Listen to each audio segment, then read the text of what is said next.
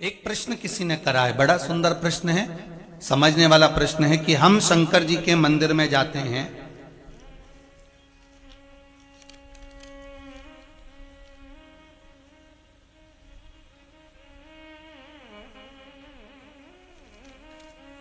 हम शिव जी के मंदिर में जाते हैं तो वहां शंकर जी का श्रृंगार हो गया होता है,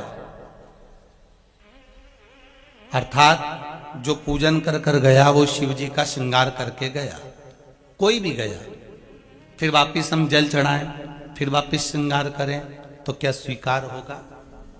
एक सहज वाली बात है, बहुत सुंदर प्रश्न है। इसका उत्तर भी बड़ा सरल है कि आपके पहले कोई पूजन करने आया पशुपति व्रत का या सोमवार का या मंगलवार का या बुधवार का, जो भी पूजन करने आया उसने पूजन करा, श्रृंगार करा, इसके बाद में आप पहुंच गए, आपने भी लोटा भर के पानी चढ़ा दिया, तो क्या भगवान स्वीकार करेगा?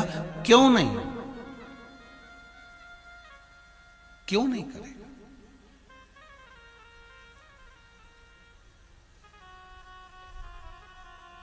एक पिता के 5 पुत्र हैं, बहुत सरल भाषा में समझना है इस प्रश्न का उत्तर। एक पिता के 5 पुत्र हैं, पिता के लिए 5 पुत्र बराबर हैं। बोलो सही है कि गलत है? माता के लिए, पिता के लिए ये 5 पुत्र बराबर के हैं महाराज। इनके पास में कपट वाला भाव नहीं है। बड़ा बेटा आया, उसने कहा पिताजी 50 रुपए देना मुझे, पिताजी ने उसको 50 रुपए दिए। मंझला बेटा आया, पिताजी मुझे 100 रुपए देना, ले बेटा ये ले। कोई आया, मुझे 200 रुपए देना, हाउ बेटा ये ले। कोई आया, मेरे को 500 रुपए देना, हाउ बेटा ये ले। पिता के लिए सब बराबर है।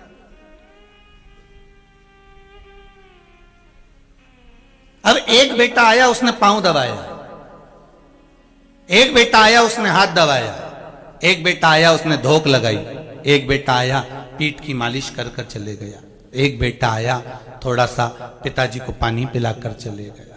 उसी तरह पिता प्रसन्न है कि मेरे 5 की 5 बेटे मेरी सेवा में लगे हुए हैं, मेरे 5 पुत्र मेरी सेवा कर रहे हैं। ये पिता की प्रसन्नता है, ये पिता की प्रसन्नता है। उसी तरह भगवान की हम सब औलाद हैं, भगवान की हम सब संतान हैं। जो बेटी जो बेटा जब आता है और जब पूजन कर कर जाता है, भगवान उसकी पूजा को उसी समय स्वीकार कर लेता है। भगवान ये नहीं सोचता कि मेरा श्रृंगार हुआ है, केवल एक देव अधिदेव महादेव ही तो ऐसे हैं जो दिन भर नहाते हैं,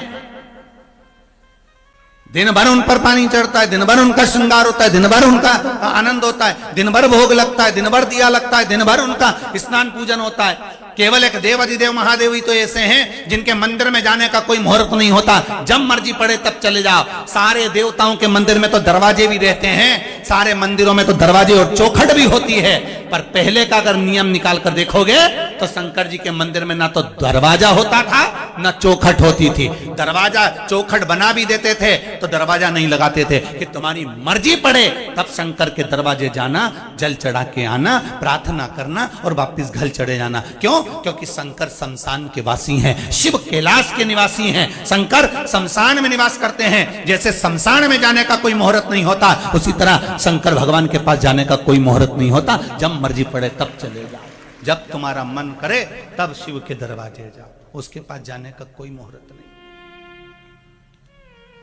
उसके पास पहुंचने